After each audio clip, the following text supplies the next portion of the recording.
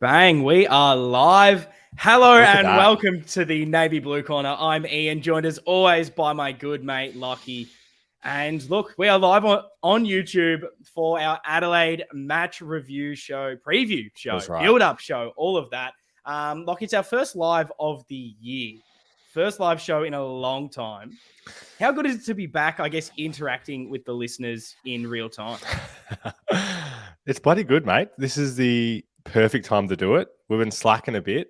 There was almost a chance there that you were going to miss two potties in a row. That's what it was looking like over the weekend.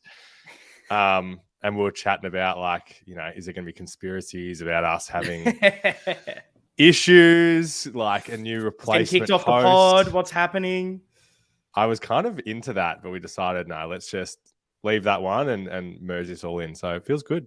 How are you? No, I'm feeling better. The voice is slowly coming back. I was hoping it would have been a bit of an Easter miracle, like I'm rising from the ashes of that one, but no. Wasn't there, didn't happen. But I'm here today, and I think that's all that matters. And look, as Lockie's alluded to, unfortunately, you all would have heard that we unfortunately weren't able to get our North Melbourne review show up this week. As I've been battling the flu and whatnot, we struggled to just find a time to get it done because we didn't want it to push out until late into the week. So that's why we are here tonight. We thought we'd make it up to you, do something special. Because this idea is try and get this as interactive as possible. We want to hear from you all throughout the show. So drop your thoughts, drop any questions you have for us in the live chat, or you want to bring them up on screen. We'll make sure to answer every single question that you guys have for us. And so seeing as we missed the North review, we don't want to touch on it for too long. But if you have any lingering questions, anything that you're after, chuck it in the live chat right now. I'll give you some time to think about it and then chuck them in there because we've got some news that's been happening over the last few days that we'll cover before we go into a bit of a North review. I guess, Lockie, mate, some big stuff. We'll start with the Doherty news first. Unfortunately, Sam Doherty has gone down with a torn meniscus that will see him out for 4 to 6 weeks. I guess, what was your initial reaction to the news and how big of a blow is this for us for the next month or so? Oh, obviously a massive blow. These things tend to come out of nowhere, don't they, for us? It had been a good little run of a couple of weeks with nothing kind of secret going on. So this came out. I guess I haven't gone too much into the details, but it felt like these last couple of weeks, Doc hadn't been fully himself. Yeah. I don't know. Even though he had a very high disposal game against the Giants, there was just something there. So it's a massive blow. Like, we're very fortunate that we've going to hopefully have some big ins this week, but it's going to be a massive hole to fill in our defense, which has been really like our biggest positive for the start of the year, I think. Yeah, it's. I think I put out on Twitter at the time when it came out that it seems like anytime we get a few people back from injury, we immediately lose someone else. It's like there's, we're having to make a deal with the devil, like the football devil. I don't think it's a footy god at this stage. And we're having to be like, okay, Walshy and Kennedy here, there's some pretty big ins. You've got to give someone back, someone juicy. And unfortunately, this time it's Doc, which is pretty frustrating. It's not a thing that you tend to like to see. He is important to us, one of our leaders. So it's not great.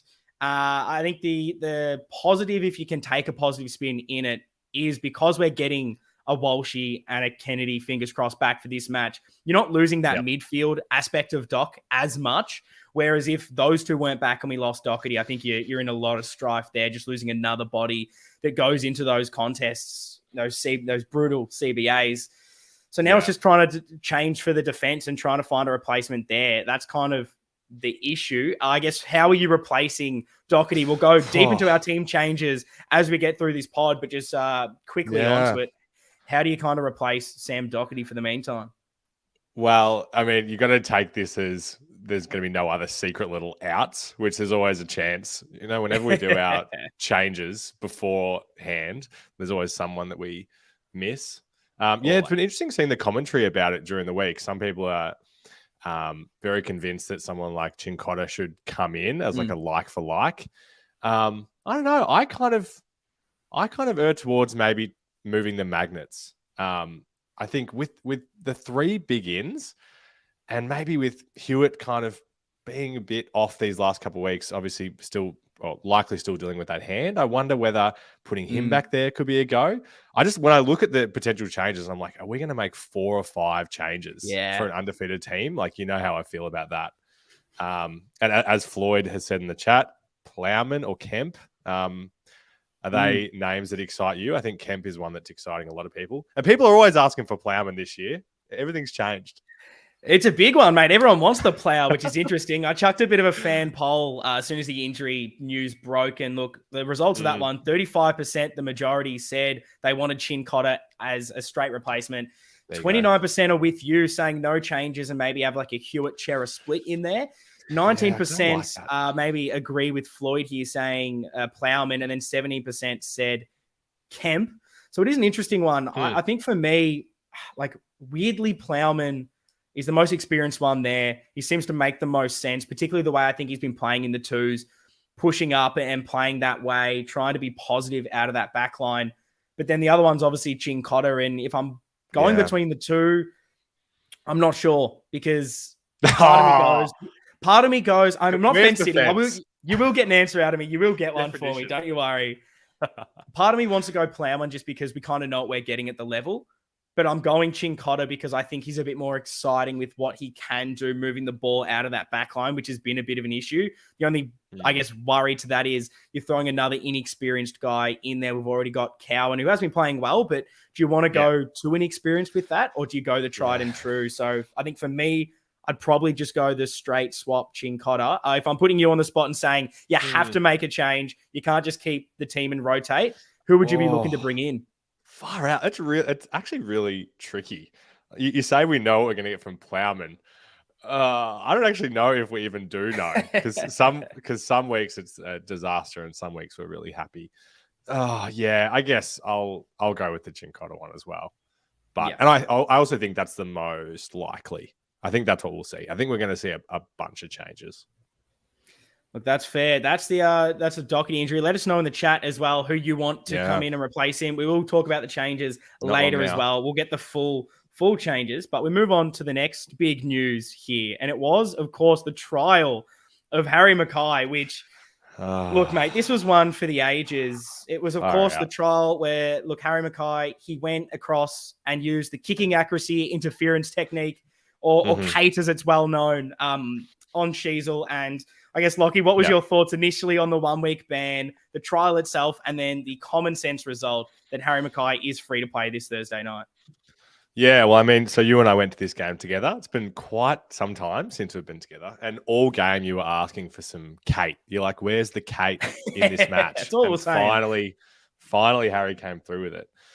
I wasn't too invested in this, to be honest. I'm interested to hear if you kind of were, because I felt like with the incident, I was like, I don't think that is worthy of a week. Like, to me, I was like, I feel like I'm unbiased in saying that doesn't look like medium impact, but it's so hard to know when you just got your baggers hat on or not.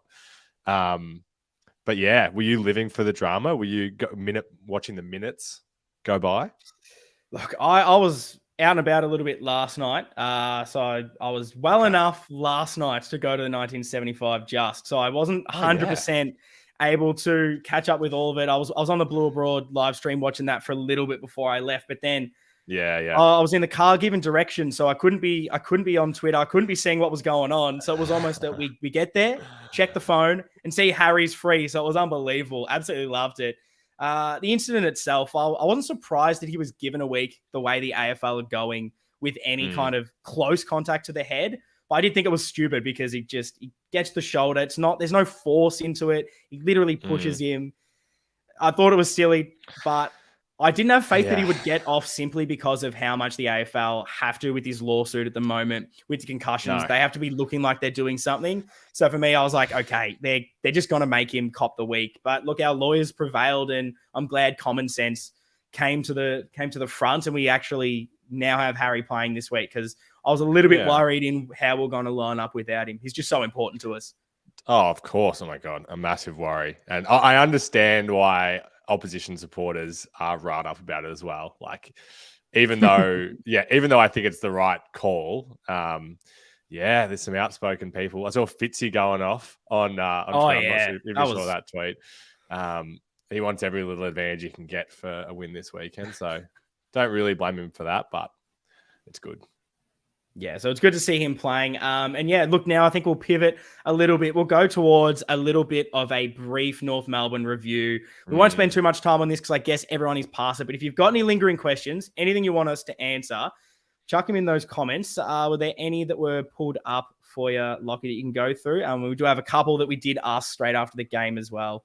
Yeah. We'll go to Twitter after this one here from Clarence.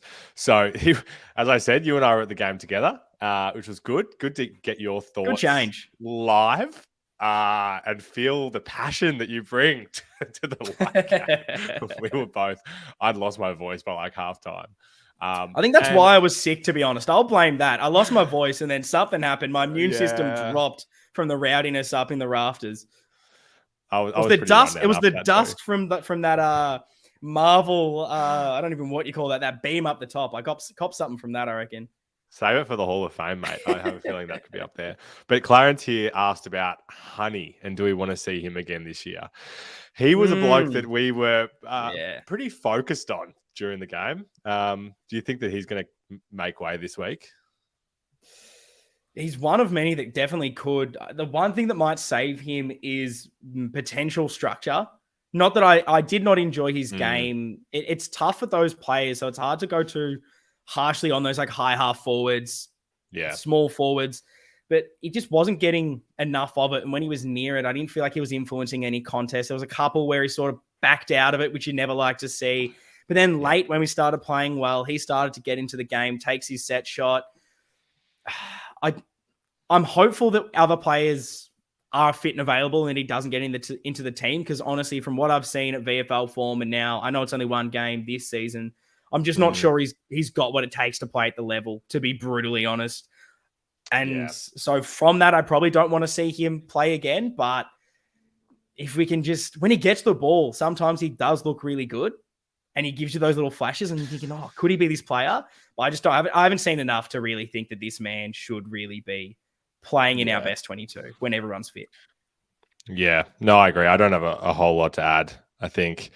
And it's another one of those things where we're great that we've got a bit of health coming back in this week. But it's like, if you were going to not play him in this game, then who there's no one that's absolutely barging down the door to be that high half forward. So, we're going to have to kind of roll with it at the moment, I think, until we've got a fully healthy list again. I agree. Which could be soon. Looks like it's happening soon. Yeah, sure. Yeah, why not? We've got a bunch of good ones from Twitter from after the game. I think this is an interesting one I've heard a few people talking about. And it was another good game from Hollands in game 4. So from @Baggers Navy, why is Hollands going so unnoticed by everyone? The kid's a jet. Do you have any thoughts on that? He certainly hasn't been, like, I've seen a few kind of rookie rankings and that kind of thing, and he's never mentioned. It's an interesting one, probably because of his position in one. Like, just because he's that wing, I don't think a lot of people truly understand the wing role and what you're meant to be doing there. And he's not someone that's going to get ridiculous amount of possessions and absolutely dominate on that front. But it's just those little things that he does, being able to cover the ground. I've been liking that, like, he's getting the press of the covering the ground stats, but like he needs to be getting more praise because I think his ability to slot it in and fix a role for us completely, like him and Akers on those wings are basically like boxed off positions now. You're not worried about it. He's been very impressive. What I've been impressed out of him the most, that I think Carlton fans speak about it more than anyone else, is just his presence, his ability for such a small man to bring the intensity, to put his body on the line, to go into those marking lanes where he's about to get crunched. That's what I've been impressed with. I wasn't sure he was going to be able to do that straight away at the level. I knew he had the running. I knew he had the usage of the ball and being able to play the wing, but I didn't know he had that. And so that's been the exciting thing. So I think as the season will progress, we'll be talking about Ollie Hollands a lot more. The rising star, it's coming. Maybe this week. 100%. Yeah, it's right around the corner. I think he does deserve to be more in those conversations. Like, I've watched a fair bit of Brisbane this year, and a guy like Ashcroft has been good, but he's in a position where he can rack up a lot more of the ball. Like, he's starting in CBA, which Ollie did do against North, which was great. Almost by mistake. Yeah. But he got in there. But Yeah, so it's great. We're obviously very pleased with how he started. Super Bad makes an appearance. Yes, our man. Our number one man at the moment, Mickey Ceravolo. This was another bloke that we were pretty vocal about at the game. He said Zach Fisher had a lot of it, was on the ball, but I just wasn't convinced with his game. I'm more sure. Here we go Super again, Bad. mate. You've done me here. I don't think he has. I think he's saying I'm not sure what we do with him. What do you guys think? I was very surprised to see him in the coaches' votes, by the way. Did he get a coach's vote? Just the one? Two coaches' votes. Interesting. So, what did you make? Yeah, of this game? He was one that we're probably quite vocal on both ways in that game. And it's because we love him so much. We have such a high expectation for what Zach Fisher is, and we love him so much that it comes from like that parent almost that just wants him to be good all the time. And I think he struggled in that first half. It was good that he was getting the ball in hand, but it was the execution. Everything was really letting him down. And I don't have the stats in front of me, but I believe he was very handball heavy this week against North compared to what he usually is. And he's one of those players that you want him on the end of things, creating by foot, being that outside player. So it was kind of frustrating to see him not necessarily playing that role. But then in the second half, it was almost like everything turned around and he was getting on the end of the play, setting things up, moving that ball inside 50. And that's when you get the best out of Fish. He's definitely been down on whatever he's meant to be. And he got the opportunity to get a lot of CBAs this week. And I don't know if that worked for him. I was hoping to get him into the game a bit more. Didn't feel like it did. So we'll see what it is going forward. He's in that privileged position where there aren't a lot of guys that we have on the list that aren't in this team at the moment that can take his position, that high half forward, that can pinch hit in the midfield. I don't know if it's a good thing or bad thing. Maybe that's leading to these little things, or maybe they're asking him to play a different role and he's getting the coaches' votes that way. I'm not too sure. Yeah. But I think that his best is something we need in this team. But if he keeps playing these games that I'm seeing, I don't know what you do with him currently. He needs to be doing more with his possessions. You can be getting 20, whatever. I don't care, but they need to be impactful rather than just these little cheap handballs. I know. We were shocked walking away from the ground, realizing he had the second most for us. And I guess maybe I'm being too harsh on him as well, considering he did get coaches' votes. So maybe there's something in that. But yeah, I just feel like with the role that he has in the team and the other guys that are in the midfield, we need someone to be classy and skillful and calm and like relieving of, like someone that we can rely on with when the ball goes their way. And it felt like in this game, every time he went near it, I don't know, I wasn't filled with confidence. But looks like we're going to have one of those guys coming back in this week that we are filled with confidence. So because it was weird. He had 28 disposals, which would be close to a career high for him, but 19 of those were handballs. Only 9 kicks. Like if it was the other way around, you'd probably be saying he had a tremendous game, but it's just like he's not that handball player. So I think hopefully with a bit more of that midfield mix coming in, a Walsh coming in, that will help allow Fisher to play a different role rather than having to maybe be in there a little bit more. Well, I guess we'll see. Yeah. Yep, love it. I reckon we wrap it up with this one, which is kind of a good way to summarize the game, I think. So from Bryza, does that count as a brutal domination? I think not, but if we had kept the margin at 43 points, it would have. It's a big box that we still need to tick. Why do we always allow so many junk time goals? It was a bit of a bitter end of this game, wasn't it? We were pretty damn hyped at 3/4 time. It is going to be that 10-goal game that we hoped for. Yeah, that was the frustration. Like to North's credit early, they were really good at flooding that corridor, stopping us from being able to really attack that. And they were sort of kept us wide quite a lot. We're playing that slow, short, chip kicking game style that every time we make a mistake, it felt like North kind of punished us. And we weren't playing positive football for me. And then in that third quarter, it exploded, started to play our way. We started to win in the contest. Our midfield was really lacking for most of the game. We weren't winning clearances. And I think that was a big issue stemming to everything else. And then, that third quarter, we go big. We start to be more positive. We get the ball. We outnumber, exploit the lack of height that North had in that back line, get it to our big roosters down there. But then in that last quarter, it was pretty frustrating that we weren't able to go on with it. Don't know what it was, whether it was tiredness, whether it was mentality to just kind of stop. There was that one passage of play I remember vividly that I think you can already know what I'm talking about, where it was like we were going at 100 miles an hour, but couldn't lay a tackle, and they were just walking, and they just went from the back line and kicked a goal from it. And like that was just, it summed up that last quarter for me where things just didn't go right. I don't know what it is. And clearly we still have things to work on. We're not 100% there, but it felt like this week, what we didn't learn from last week, we applied. And that's kind of been a trend throughout this season. We've taken something from each game that we didn't work the week before, but we didn't sort of carry on everything else that we've learned. So it's like we're getting another tool in the tool belt every single week, but we're just not putting them all together at once to make that performance. And so like I'm taking positives from everything, and we are building. We just haven't got it all there just yet. And maybe that's a positive. Maybe this will happen later into the season. I'm not entirely sure if that will be the case, but yeah, I think that's a positive for me that we're still not perfect, but we are at least getting the wins, doing enough at this stage. Yeah. There was a question I've lost now that I saw on Twitter, which was like, or more of a comment, like, can we just stay in second gear like this until halfway through the season and just keep like rolling and getting the wins and not actually putting in four-quarter effort? And it's like, it's really hard to know at this stage if that is actually, if there's any truth in that or not.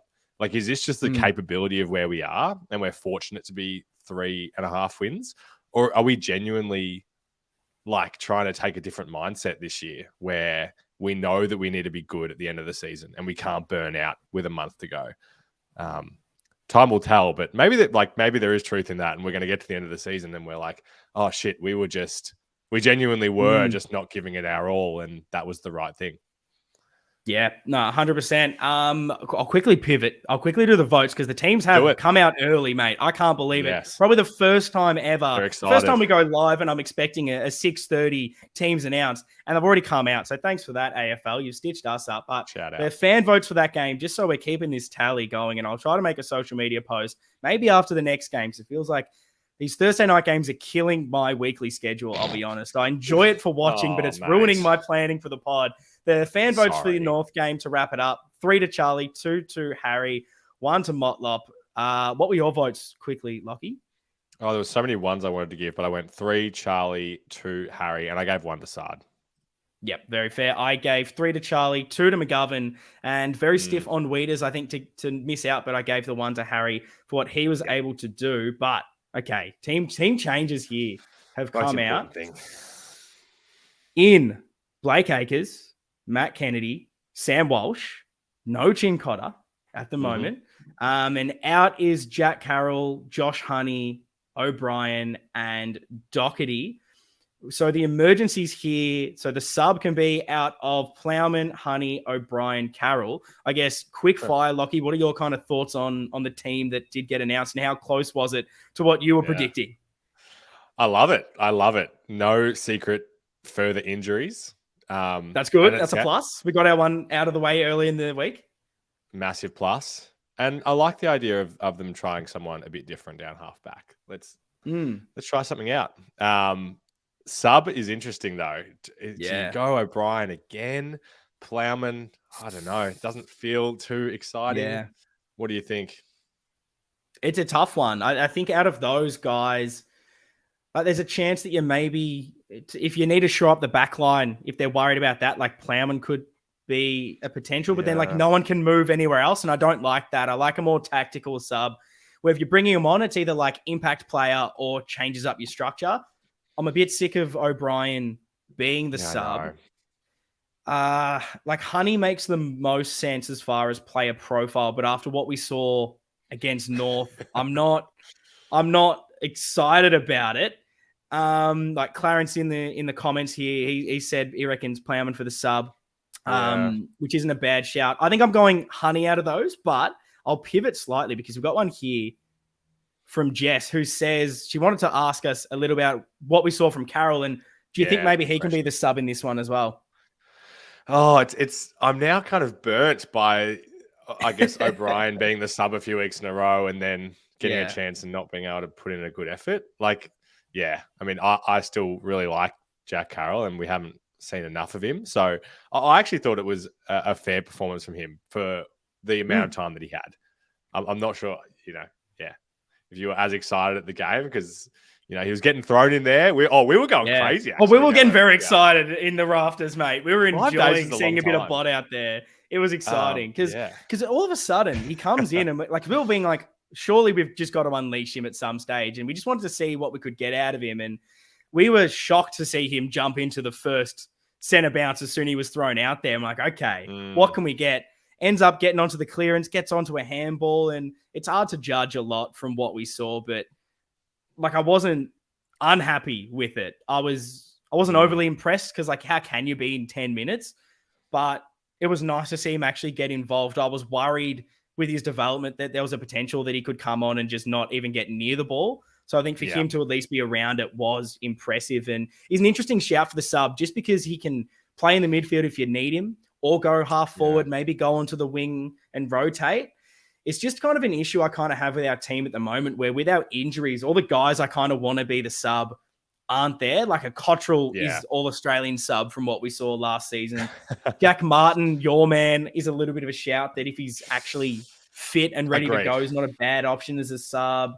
There's a few guys that can kind of play that role. Even in Owies, I don't mind as being someone to do it, add into that forward line. So unfortunately, I think I'd maybe go Honey just as that high half forward injection spark player. But I don't know, maybe Jack Carroll is that to give him another chance again. I mean, unfortunately, none is super exciting. Drop him in the live chat. Who you reckon should be the sub? Because I'm struggling. I feel like I'm fence sitting on this one.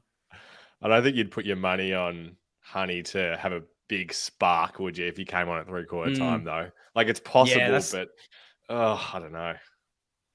Yeah, I agree with you. So did you have anyone else coming in or out that wasn't announced in those team changes, Lockie? I've got a big thing I just have to call out while it's on my mind. We're in great hands with this game. Umpire 19, Alex Wetton, premiership teammate of mine, under 12. I don't think he's umpired us before.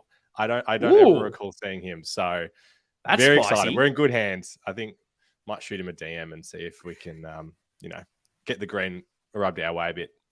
Look, I know that there was some controversies with the Brownlow stuff around some umpiring issues. So maybe keep this on the down low, Lockie, but slide into those DMs and make sure if we need a crowd fund right now, some money to send this man's way to make sure is he a Carlton supporter? Can we get some any more information on this man? I want to get as much as I can on him.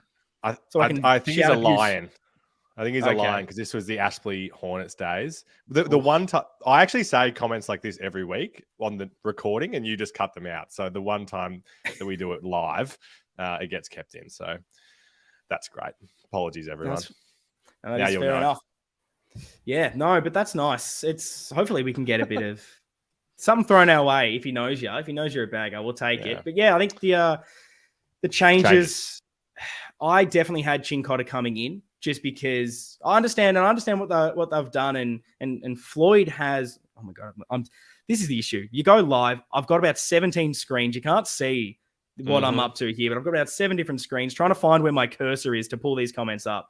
I don't know how Terry does it on Blue Abroad. He seems to be switched on. I definitely am not. But Floyd has chucked out mentioning that Chera and Akers have played a bit of back down there. I mean, Hewitt as well is someone that has played some halfback. So we've definitely got players that can rotate down there at times, and I haven't minded that because when Doherty's gone in to the centre bouncers, Chera and his silky ball moving out there is fine. And it seems like many often say with a young rookie that like halfback's the easiest position to play. So I'm sure you could throw almost anyone down there and it will be okay considering everyone else in that defensive line has been so amazing this year. It's been such a good thing to see the connectivity and the chemistry from our defenders. But I think I would have just gone to like for like. So I would have gone, Walsh, Kennedy, Akers, Chincotta in with Honey, Carroll, O'Brien, and Doherty out. And then I would have moved Ed to the sub, which I hate, which I actually hate saying, but it's so hard. And this is why the changes is so difficult because when you're bringing in so many players, you're bringing in your Walsh, you're bringing in Kennedy and Akers, trying to figure out who comes out. Like Honey comes out of that team and you haven't really replaced him with that small forward. Like you're going, we've added another midfielder, which you have to do because Walsh and Kennedy have to come in. Maybe the Kennedy, Walsh, those guys are now rotating in that half forward role, but it's not a like for like from what we kind of were going with the Owies, I guess, experiment of the 3 smalls. So that's kind of where taking someone out of this was really difficult. And that's why when I'm looking at Ed Curnow, and I feel like I'm always so negative on him, which I dislike because I do really like Ed, but everyone listening to this goes, this guy hates Ed Curnow so much. Yeah. But the reason while we're talking about it, like I'm not excited with a lot of the guys in that emergency position to come in as the sub, whereas I am with an Ed because he can kind of do everything. Yeah. And I'm the one thing that does slightly worry me with having this massive midfield we've got now, like every single person's out there fit and firing to go. First time we've seen it this season. Does that mean Ed now doesn't have a role and he's playing in the forward line? Because I don't love that because he did that in the first round against Richmond, and I wasn't a massive fan. How are you kind of feeling about the makeup of the midfield and how they'll all go and where that puts, I guess, Ed? Because I have liked him when he's gone into the coalface. It's just kind of what he does when he's not there that worries me a little bit. Yeah, I'm with you. I mean, I think it might be an interesting dynamic that we see this week now that we know that they haven't replaced Doc with just a genuine halfback. Yeah. So maybe that does allow for scope for Ed to do more of that kind of thing. So I'm just going to cross my fingers and hope that is the case. I mean, he's had good games in the past in that forward role. Like we can't forget that. He has shown it. It's just not always consistent and isn't the most exciting play either. But you make the exact right points that I would say as well. Like he's the kind of guy where if he came on at 3/4 time, I'd be like, oh my God, he's going to just launch at everybody and he is going to give that spark. Where like someone like Honey, I'm like, I don't know if he is going to give more than he does anyway. Yeah, it's a tough one. It'll be interesting to see what they do with the sub. I'm not sure we've 100% nailed down how we'll use it. And Voss kind of alluded to that a little bit in the press conference, if you saw it, saying like, we haven't sort of like the teams haven't 100% sorted exactly what they're going to do with it, and it'll evolve throughout the year. So it's going to be very interesting. What have you brought up here? Floyd has said Eddie's good, but just it's a great comment. On the edge of the team because for the first time in a decade we have depth. Yeah, I mean exactly. So that's it. Like what I love that when we were sitting with J-Rob, so shout out to him at the North game, it was definitely really bringing up like when we've struggled with intensity, struggled with someone bringing that pressure, he's at the forefront of that. And it's so hard to say, take him out when we're upset with a guy like Honey or maybe a Fisher when we feel like they're maybe not going as hard at it as they should when the ball's there to be won. But Ed brings that in spades. And when we get deeper into talking about this Adelaide game, maybe Ed is someone that we definitely need out there in our midfield to make sure we get on top of it. But just before we get into the Adelaide build-up, so this is the chance, everyone, drop your questions in the chat right now. Anything you have for us for this Adelaide game, any questions, any more matchup lineup, matchup questions, anything you want to ask about this match. I know there's a couple in there. We will get to them. But to give you guys time to get those in there and brainstorm, we need to mention it because he hasn't been dropped this week. And therefore, I believe this is Zach Fisher's 100th game, which is very exciting. I'll just double check that on the app as well, just to make sure that's a milestone. Yeah, I believe it is. It's there. Because there's been no talk about it, Lockie. There's been no chatter, which is insane. Like no one from the clubs mentioned this. It's been quiet on socials about Zach Fisher, which I got to say, massive achievement to him. Someone that in the first game against Hawthorn, both of us, one of the last games we actually went together to, which is insane to think about. We were up and about for Fisher's first game. Now he's playing his 100th. I got to ask you and everyone in the chat, what is your favorite Zach Fisher moment? Yeah. Oh, there's so many. I mean, one of them has to be that game. I remember it so well for being so long ago. Long hair, the headband, he's got everything going. You and I needed things to get excited for in that era of the Blues, and that was definitely one. And we're like, this guy could be anything. And yeah, look, he's been a great contributor over his 100 games. I mean, it has to be the play that I've watched, I don't know, 300 times now. His goal in round 1 last year, I think is that's going to be a core Carlton memory for life for me, and he's at the forefront of it. It's one of the ones that always gets brought up on this podcast. It's that and the Sydney goal, but I think that Richmond one, knowing the moment, everything that it was, that's definitely my favorite one right now, and hopefully we can get a few more of those this season. Because he's one that I feel like when he kicks a goal, it makes the whole stadium shake, and so I'm hopefully seeing that this week up in Adelaide. We want to see a bit more of that. But this Adelaide game, Lockie, this is a revenge game for me. And I hope the players are seeing it that way. Because for fans, it is like last season. We played the Crows. And that performance it probably cost us finals. Like, let's be honest, that game last year, we didn't bring bring anything in that game. And Crows, they've got some confidence this week. They've come off the back of 2 wins. They're starting to get up and about. We've never won in Adelaide Oval. Like, let's go out there and actually show what we've learned from last year. Bring the vibes, bring it all, because this is it. This is a time for a bit of revenge against Adelaide. Throw the hoodoo out of it. Get our first win at Adelaide Oval. How are you feeling about this game? Oh, I'm feeling fantastic. I'm still pretty salty from last year. Obviously, we had a great win first up against them in the season, and then the second time, Big Mark, who all the listeners know now, and my brother and I made the trip over there for that Adelaide Oval game, and it was definitely the worst game that I went to last year. Thank God you're not going this time. I tell you what, because I think you've jinxed us every time you travel. Yeah, we were tempted, weren't we? But no, we're not going across for the gather. They're interesting, the Crows, because people are excited about how they've started the year. I feel like every time we talk about the opposition, I'm so I don't know, nonchalant. Like I just who is it? Adelaide. Don't worry about him. Like they had a reasonably large win last week against Freo, and I watched this game, and Freo are just so gross. Not good. Not so good. Gross. I wasn't that excited by the Crows. Like, they've got some exciting individual players, and Dawson had an absolute ripper. I'm sorry that we didn't choose him in our supers, and instead, we can talk about that off air because I wish we did. But I'm not sure where I'm really feeling threatened. Like with North, we were like, we kind of looked at their midfield and we're like, well, okay, well, if LDU and Simpkin and those guys get on top, maybe that could spell trouble. What scares you when you look at this, when you think about this game? Yeah, I mean, you've ruined my run sheet by asking me that question, so I'll touch on it briefly, because I've got plenty. The one time I get it. The one time I send this man the run sheet and he ruins everything for me. But I think the only thing, let's just go to it now. Let's go into the keys of winning. Because the one thing that Adelaide are good at, it is their post-clearance work. And I was listening to a couple of footy shows trying to get all the stats I could on this. And so I'll throw a couple out there, because Adelaide are third for post-clearance contested possessions. They are first for post-clearance ground balls.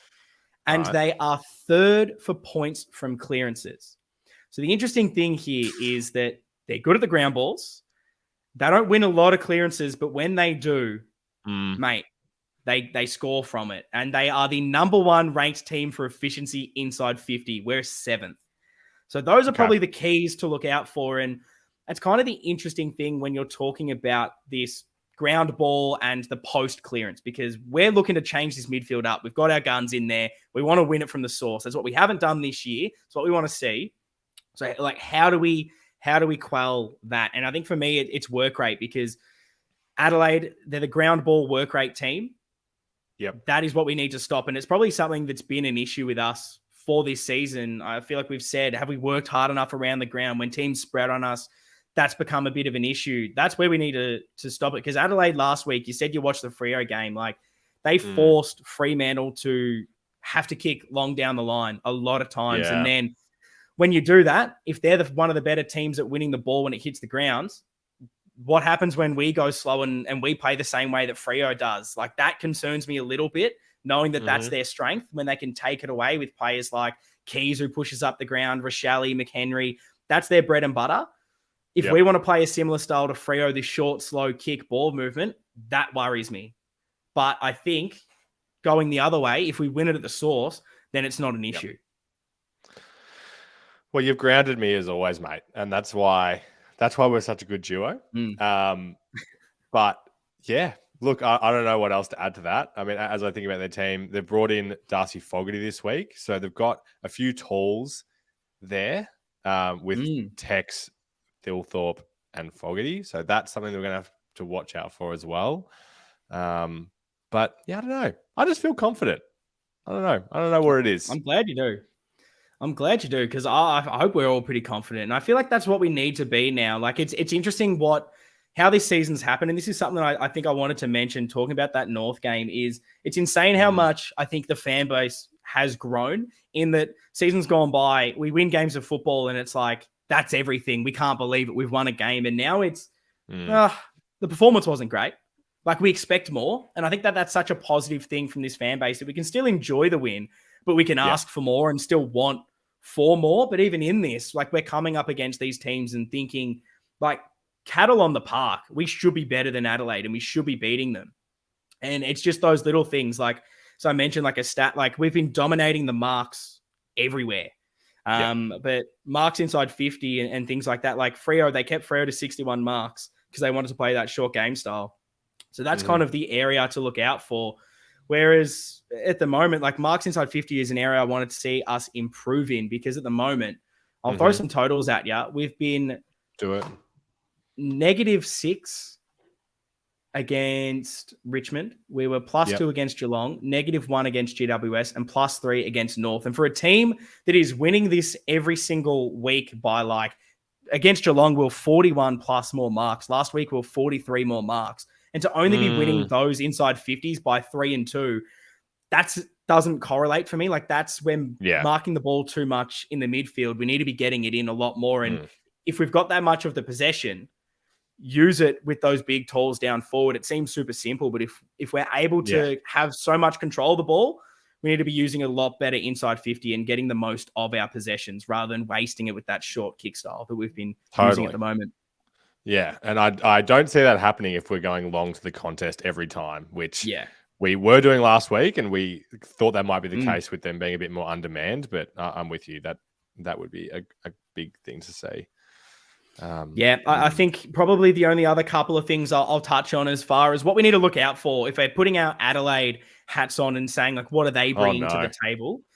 It's really just a couple of players is all I'd say I'd mention at the moment. Obviously, Isaac Rankin is averaging 2.8 goals per game. He's the danger man up forward. So I think if you're able to quell him and stop him kicking goals and influencing things, like, because this is a great one from Charlie I want to bring up, who chucked this in the chat earlier, asking like, is it Sard to Richelli or Rankin? And I want to get your opinion on this matchup-wise.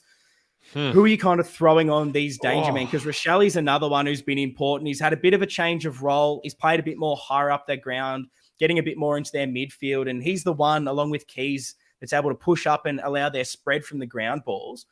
How are we stopping these few plays and who's the matchup for them?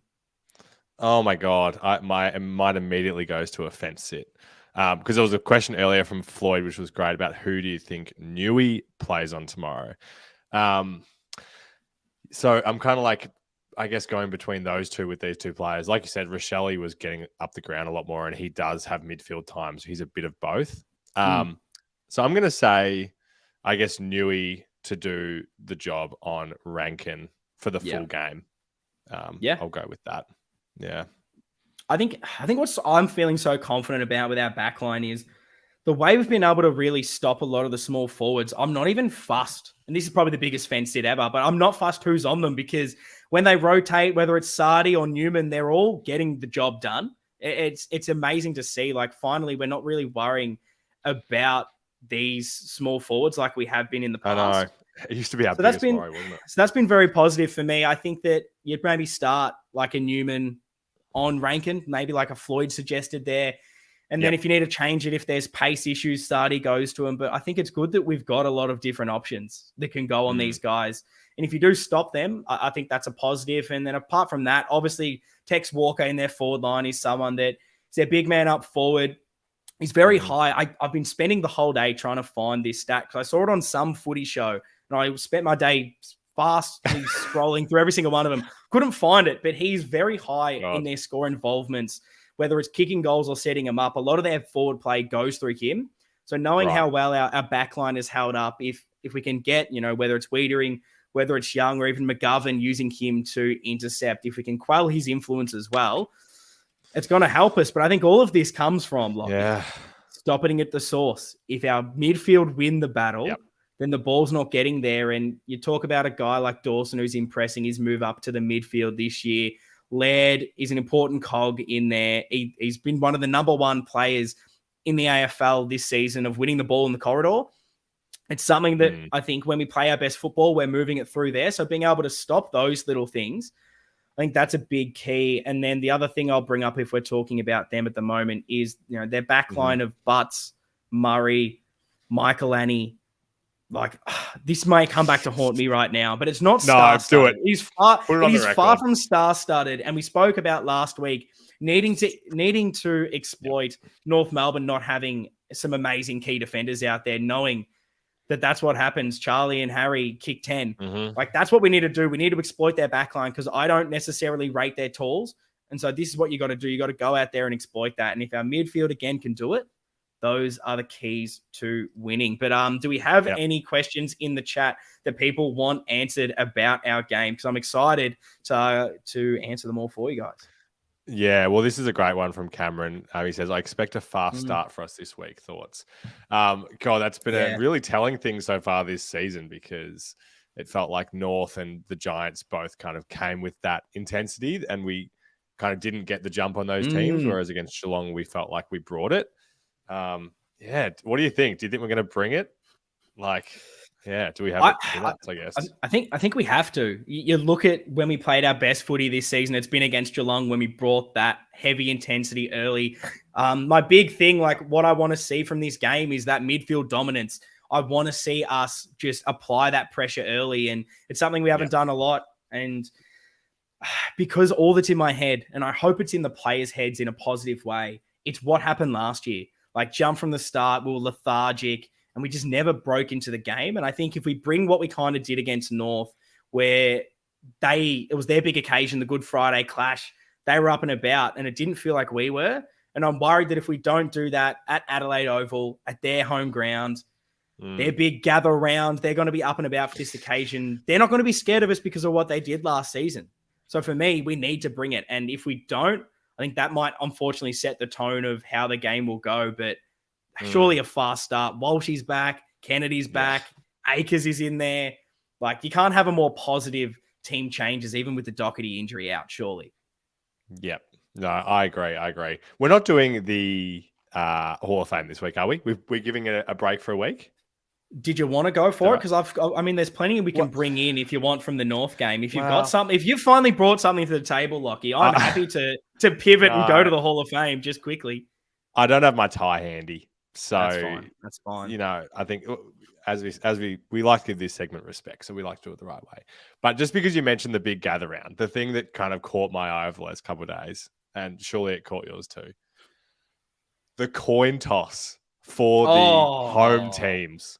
Save it, mate. This could have been your induction for the week coming, for the match review. The 100-point win will be my one for next week. But this, it's just hilarious, I think. The fact that they included that in there to kind of preempt the comments of of course, they give it to Adelaide and Port. Can we get a coin toss? Can we make them not have to wear their special jumper that they've made specifically for this that clashes with ours? Because imagine that. Imagine they actually had gone. Obviously, it's going to be Adelaide's home game. It's in Adelaide. But imagine they went, okay, for fairness, we'll toss a coin, and then they're like, we made this jumper. We can't do it. But I think it's a little bit. Surely we could have done something a bit better. If we're going to make this thing a big, even if they live streamed the coin tosses, that would have been a bit more. Remember when they did that dice roll game with Andy Lee? During COVID, even if they did something like that with the captains, what are you that would have been. About? Have you not seen that? No, mate. Is that a fever dream? I clearly had too much spare time in COVID lockdown because they did this whole league where they did dice rolling and it was not good, but it was something. I'm sorry, but surely there needs to be a live stream event, something for this. Who's the home team? A bit of stakes would have been nice. Just no credibility at all. Of course it's Adelaide's home game. No Carlton fan is going to be like, hang on a second, it's gathering. Why are we the away team? Why do they have to chuck the coin toss thing in? Mate, Clarence. No. Saying, go on, bring it back. I'm saying Clarence wants the Hall of Fame. So do we go for it really quick, even just to let the live crowd hear? Have you got your tie hear there? The intro? I don't know if it's done. I can grab my tie whilst the tie's here. The tie is here. Let's get the let me find the intro. All right, we'll get it Clarence. quickly. For Clarence. Let's get this sorted. Gee, I'm fumbling. I'm fumbling the bag. Here we go. Ladies and gentlemen, it is time for the ceremony of ceremonies. Straighten your tie, adjust your monocle, and raise a pinky for the navy blue corner Hall of Fame. I'm doing a live tie-up. So don't you worry, so am I. We're clearly very prepared on the navy blue corner right here, mate. Let me get this up because Hall of Fame this week. Goodie. So anyone that doesn't understand what this topic is, if you're new, basically this is every single week. The idea is that we get something from Lockie, something from myself, and then something from the fans that we then bring to the table, and one gets inducted into the Hall of Fame each week. It could be anything somewhat footy related. It could be funny. It could be serious. This isn't a match-winning goal. It's nothing crazy like that. It's for the niche little things, the fun parts of football. That's what we're here to try and enter this week. Now, we're going to pivot. We're going to do it a little bit differently, even though I've just announced that is how this is run. Okay, I actually want to hear. I'm going to throw... You've laid something on us earlier, but I'm not sure if you've got any others. Let me know if you do. No, but look, I've got something that I think is the clear standout, has to be inducted into the Hall of Fame this week. Because when I started this little topic, this was kind of what I was all about. And our mate J-Rob, I think, has to be inducted into the Navy Blue Corner Hall of Fame. Because let me set the scene for you. I hope Marvel Stadium is not listening here. So maybe we need to bleep out the name that I've just said there. Could get us in Unfortunately, trouble. We're live because this could get us into some trouble. But old mate J Robbie, he rocks up to the sold out Clash Good Friday. He's been researching all week how he can get into this game, upgrades memberships, puts all this hard money into it to try and get this sorted. Gets to the turnstiles, scans his ticket. No entry.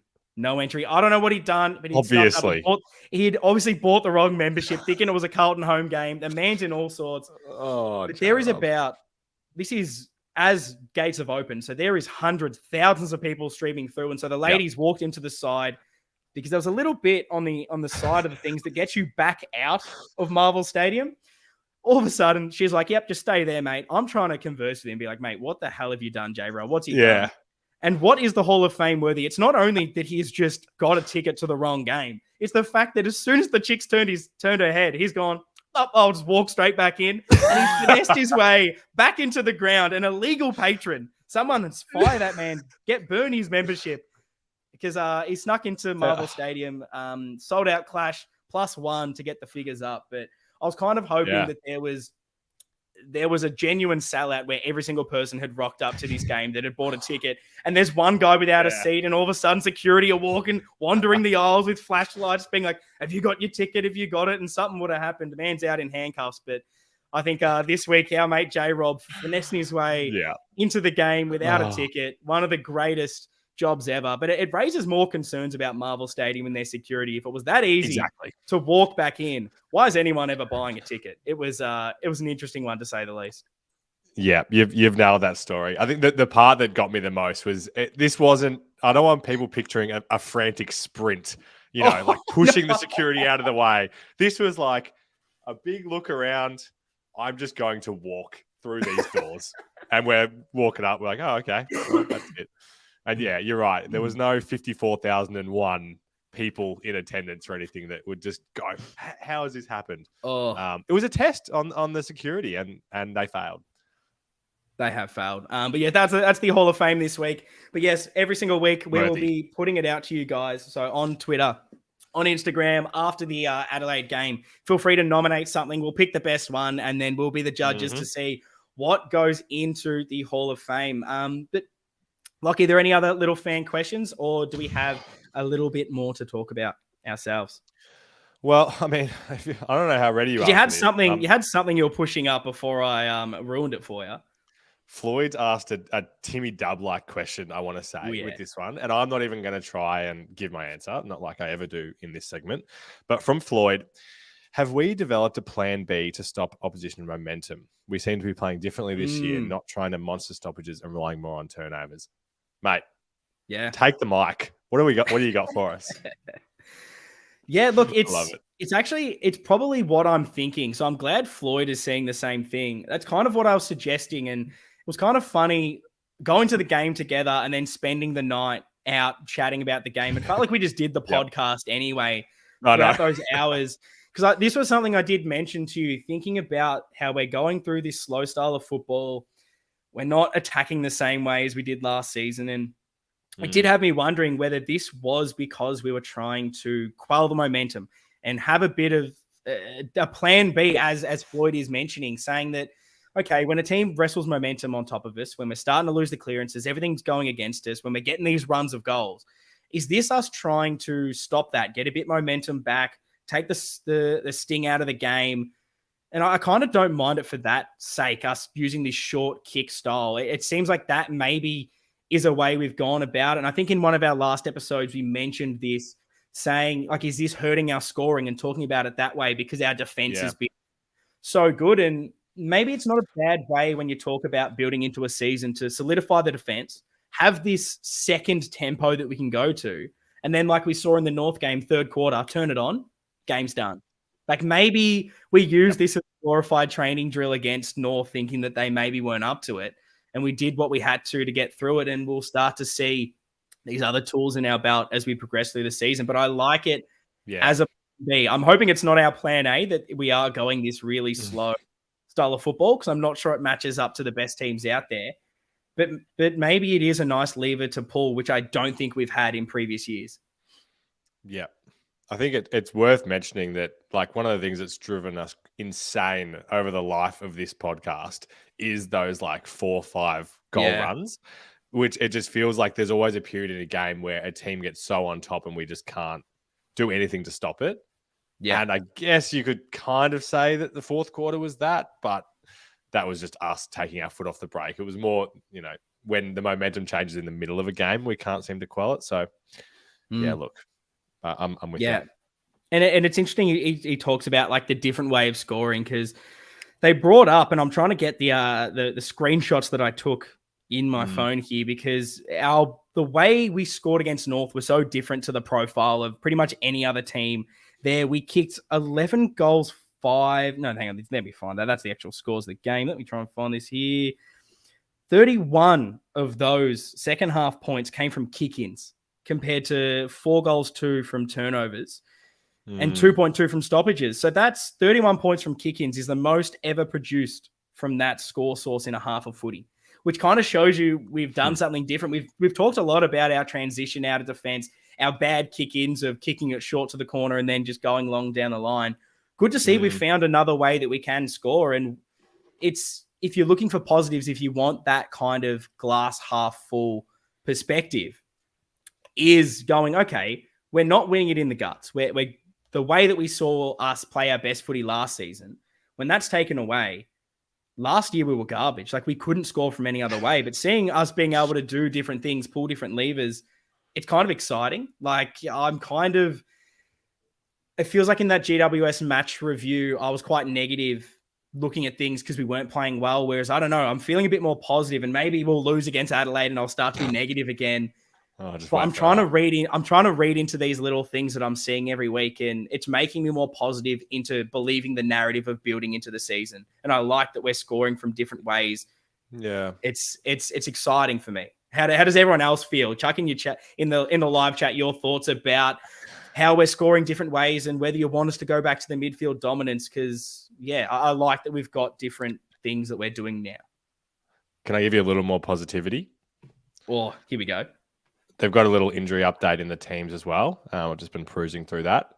Ooh. Your man, available in 1 to 2 weeks. Jordan Boyd, confirmed. Oh, okay. I need to get this up. Let me get the injury report, because I was actually, when trying to do this this run sheet this morning, to actually make sure I gave Lockie some time to have a look at it, I was actually fuming, and I almost wanted to have an Ian rant segment talking about how, mate, this injury report is actually pissing me off. The fact that we don't get one like all week, and they haven't updated Boydie since like the 15th of bloody March. And it's like, what are we doing, guys? What's going on? But good to see there's finally an update. My Twitter is exploding and I can't see it. But let me know what else is happening, Lockie. What are the other injuries? And where can I find this special bit of information that you're hiding from me? Because I can't see it, mate. Mate, I've just chucked it to you in the chat, so you can go to it from there. But the big news is, so Boyd available in 1 to 2 weeks. So he's back to full training. Cottrell's also back to full training. So he's going to be available in 2 weeks. Matt Owens is expected to be available in round 8. Oh, and Marchie's going to get back into skills next week. So I don't think we should be expecting Marchie too soon, but very exciting, particularly for Boydie and Cotters. Yeah, I think those are the two that I kind of really want us to actually get into it. Like I spoke about Cottrell being that potential sub option that I really like and helping that high half forward Fisher, a bit of pressure on him. And then Boyd's just another one, particularly with Doc out. Like if he can start to come into things around the same time, it allows us to, rest Cowan at stages. He's been really good. I've been very impressed with what I've seen from him, but it'll be nice to have a bit of depth in case you need to rest him at some stage. Now, interesting to see we're finally starting to get a few players back at some stage to hit the second half of the season strong, hopefully. I'm hoping anyway. Right. The super sub, your man, get him back in. 100%. So, look, we've gone for an hour, but we've still got a little bit to cover. So, if you're sticking around, I'm happy to go into a little bit more because... Let's do it. Lockie, I want to get a little bit of your quick thoughts on this. We normally do start our match build-up, but we've had so much to cover on this one. We've left it late. I want to hear, what... We've talked about kind of the keys to winning, but is there anything in particular that you want to see from this game that when we do our match review, you sit back and you go, yes, mate, I've seen this. We've got the win. I'm very happy. Wow. I mean, now I'm just down like a broken record. But this is the kind of game where, I don't know, people are doubting us and people are so high on Adelaide. But this to me feels like a chance for us to have a 4-quarter performance. Yeah, shout out to Floyd there. You're with him for sure. It's very surface level, but that's just where I'm at the moment. It's like if we want to see improvement, it's not just putting a win on the board. It's where we were at 3-quarter time. If we won that 4th quarter last week, we would have walked out of that stadium with our chests puffed out. Yeah. But rather we were like, okay, well, I guess we won. So that's what I want to see. This is the week that we put it all together in front of on the big stage, and we kind of show that we're a top 4 team, which is where we sit on the ladder, but it doesn't feel like it. Yeah, no, I totally understand it. And I think, I've kind of alluded to a few of them, but I've got so much stats for this, so I want to bring them up. I put a bit of work into it today. Been off work sick, so this is what I'm going for. I've spoken about the midfield, and I'll throw out these stats talking about clearances, because total clearances this season, we've been -4 against Richmond, -3 against Geelong, +5 against GWS, and -11 against North Melbourne. So clearly in the middle, we've been lacking some personnel. Things haven't been working well for us. But when you look at Adelaide as well, they've been -2, -4, -9. They were -9 last week against Freo, a game that they won. So they're a team that is leaking clearances. But as I said, they're 3rd for points from clearance. So they're efficient when they get it. So I'm kind of hoping for that midfield dominance that will then see us move the ball inside 50. Because as I said, alluding to the marks and saying that we've been winning the mark differential massively, but not the inside 50 marks. You even just look at inside 50s for a team that has so much possession. -21 against Richmond, -6 against Geelong, +7 against GWS, -2 against North. So we're not winning the inside 50 battle, which is kind of frustrating. It's been a massive talking point about how well we use it going inside. And it's so clear that we've got the 2 best key forwards in the bloody league. Yep. We need to get the ball into them a lot more. And if we're winning that inside 50 battle, if we're winning the clearances, I think these are the things that I'm going to be impressed by. That they're the keys to winning. They're the elements to me that still aren't there. Everything else around it's been really good, but we need to start winging it out of the guts. And I think now you've got Kennedy, Hewitt, Walshy in there, Akers on the wing. There's no better time to get it done. Yeah. Absolutely. And Michael's echoed my thoughts there with his comment. 4 quarters, won, stoked, regardless of the final margin. Interesting. Yeah, I think I kind of agree. Like, I'm a little bit less about margin. Like, I understand you said like the perfect performance kind of thing, but it's like I just want to see that whole game and be like, yes, we played better for most of the game. I'm happy. And it goes along with like the other thing I want to see, and that's like the intensity and pressure that we spoke about at the top of the show, and wanting to bring that and asking, can we bring it from the start? And I know it isn't always the most perfect like guide and judge for this, but when you look at our tackle numbers, -15 against Richmond, -13 against Geelong, -14 against GWS, but +8 against North. And that was because they had so much of the ball from clearances. I know you're never going to win that differential if you've got more of the ball, but it feels like in a few of those games, it was quite contested. It was quite 50-50. And for us to be losing that heavily, like I want to see it higher. And even tackles inside 50. Last week was the only time we've won that. We won it by 3. I want that inside 50 tackles to be high. I want us to be dominating, keeping it inside our forward 50, because I think we can exploit their weak defense, which is how I see it anyway. Yep. No, I love it, mate. Look at you. You need to start taking sick days on the podcast days more often. I love it. Mate, if we had some rich financial backer that was paying my wages, the amount of stats I would be able to spit out.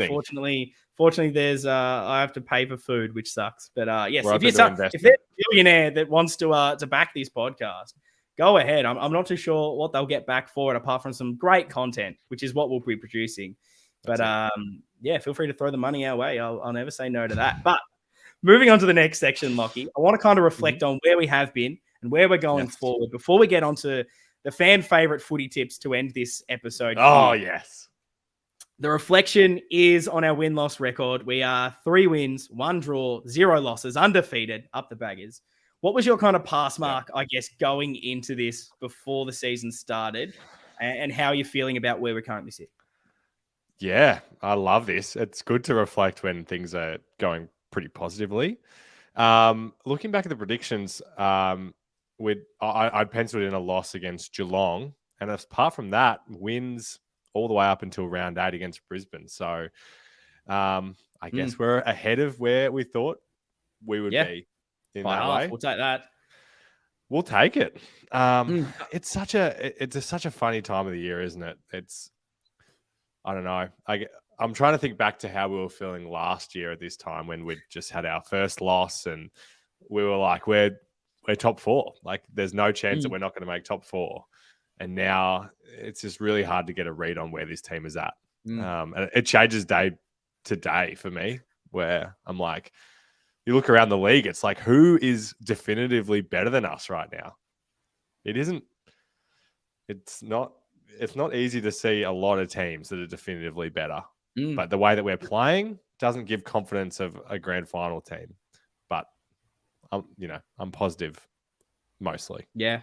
Yeah, look, Cameron kind of echoes what I kind of have. Like, I think my pass mark was 3 wins, 1 loss from the start of the season, which we've obviously done better with getting that draw sneakily in there. But I kind of predicted us to be 2-2. Yeah. There was a weird part of me that wanted to see us lose those first 2 just to see how we'd react, which is maybe just the Are you serious? Sadistic side of me being like, how do we react when it actually happens? But clearly, we've done better than that, even if the performances haven't been there. And Cameron says his pass mark was 2-2. I don't think a lot of Carlton fans expected us to lose those first 2. But I think if you're a top 4 team, if you want to be pushing for finals, you just have to find ways to win. And that's what we've done regardless of the performance. So looking at these next 4 games, Lockie, we've got Adelaide, St Kilda, West Coast away, and then Brisbane at home for us. What's your pass mark for the next 4 games so we can eventually reflect on this? I'm very excited to hear what you've got to say. Yeah, I guess I'll stick with where I was before the season. I think there's no reason that we should be dropping that game to West Coast. No excuses at all with where they're at, even though it's in Perth. That's got to be a win. I'm feeling really confident this week. And then I'm hoping that we can get one of St Kilda or Brisbane. St Kilda are the only team higher than us on the ladder, but certainly not convinced that that's the way it's going to be. So 3-1 for me. And that's where I was. Yeah, I'm with Clarence. 3-1. I think that's the pass. But, I mean, we were on this podcast last time. We were here together saying we weren't going to lose until round 10. It's in play. Make it happen.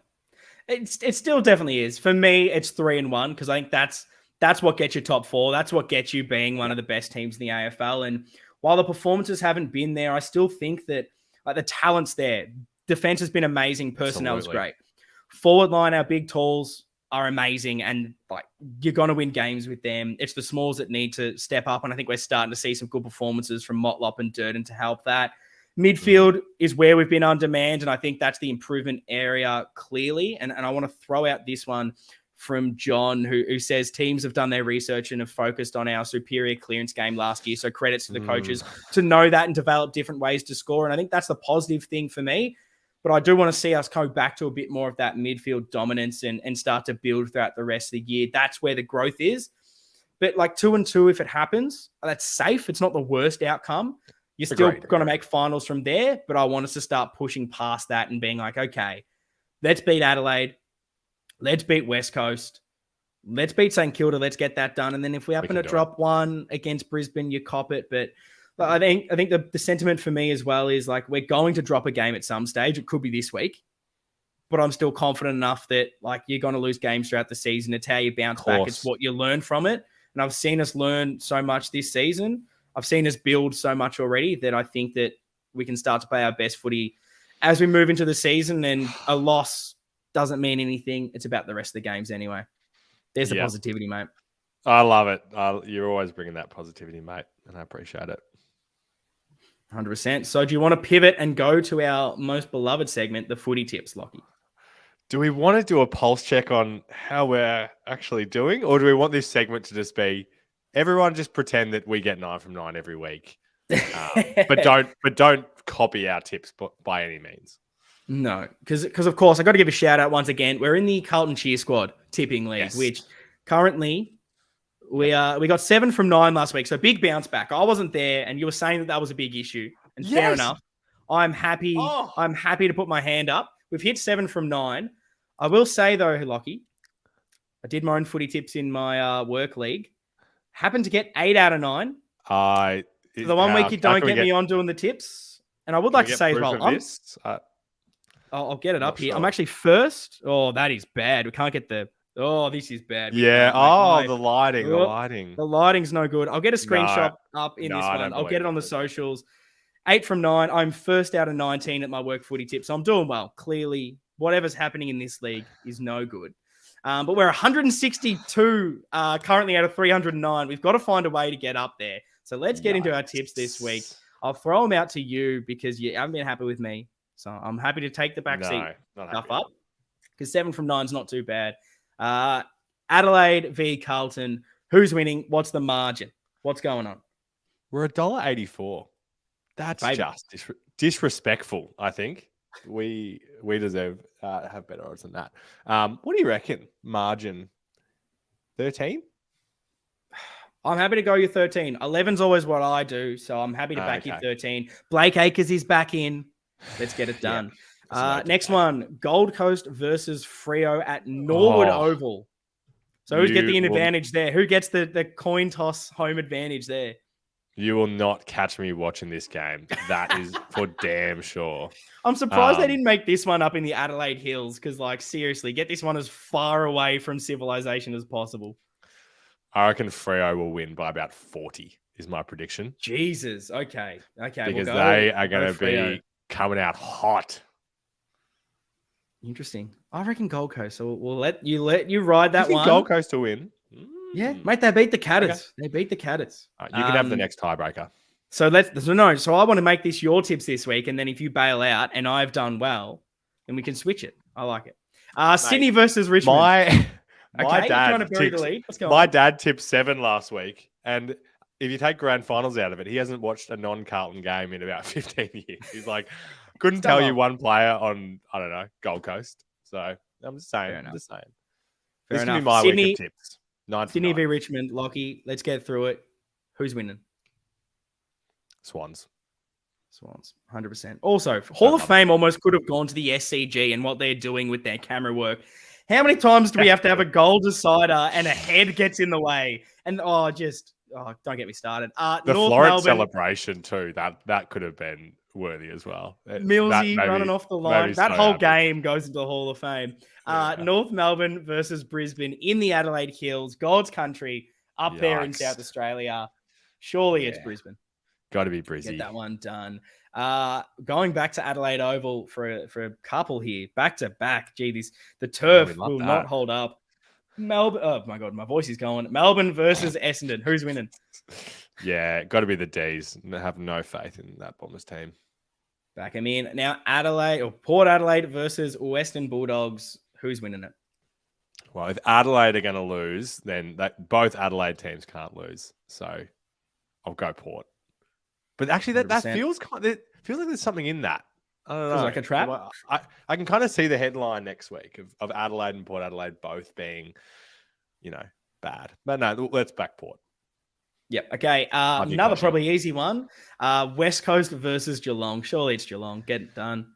Yeah, Geelong. Absolutely. Oh, interesting one. A battle of the bottom, the wooden spoon for me and you in this one. In the lovely Norwood Oval, who again a shout out for potentially being the next team that comes in after Tassie. Saw that random article. GWS versus Hawthorn. Who takes the chocolates out of this one? Yeah, I'm gonna have to back my wooden spoon pick in, and I'll say Hawthorn will bounce back. Okay, well there you go. I'm letting you get the tips this week. We'll see what happens. We'll see what happens. A bit of spiciness. Finally, we're disagreeing with something. Can I just say, Norwood Oval? Imagine being like, yes, we're getting all these AFL games. You get Gold Coast versus Freo. You get GWS versus Hawthorn. Like, that is so stiff. And to finish this round off, a game that would have been spicy if it was in Melbourne. Instead, it's in Adelaide. You've got St Kilda versus Collingwood. Who gets the chocolates in this one? We're chucking the captaincy on Nicky Dacos in our supers, mate, and Collingwood are going to get up. Yeah, we don't like that here. We don't like it, but we'll take it. And I'll submit the tips. Make sure that they are locked in and ready to go. Here we go. We'll see what happens for that one. But look, that's pretty much going to wrap up this episode. Thanks, everyone who stuck around and watched this one. We apologize for not getting that North Melbourne game out, the review, but we've tried to do this to have a bit of fun with it. And we'll see if we can do a few more lives as we go throughout the season, particularly for these match build-ups, because it's nice to react to the teams live and see what happens. I don't mind. It just depends with our availability. But, mate, gather around. First game, Carlton versus Adelaide. Can we bounce back and see from what we saw last season, continue our undefeated streak? I believe we can. Lockie, do you have any final last words? No, mate. This is your time to shine. I couldn't do it without you here. This is where you pump everybody up. Well, too easy. So, yes, if you're still watching, if you're watching on YouTube and you're not a subscriber, I know I've buried this late, so Lockie's going to hit me as soon as we finish recording on this one. Yep. Make sure you subscribe, like, and all of that. Get on the socials at Navy Blue Corner, because then you're not going to miss when these things go live. You'll be seeing us make 1,000 posts all week on Instagram, Facebook, Twitter, all of that kind of stuff. So, yes, get on all of that. There's the plugs out of the way. Maybe there's some new merch coming. I've spent the last couple of days sick in bed making some potential designs. We'll see what happens. Keep an eye out for that. But the Blues are going to beat Adelaide. We're going to be undefeated. This is going to be beautiful. We're going to ruin Gather Round. The Crow supporters are going to be crying, and there's not going to be a better sight. I want to see some kids cry on TV. Make that happen, Carlton. That's going to wrap this episode up. Thanks for joining us on the live here at YouTube. Up the baggers. See you guys next time.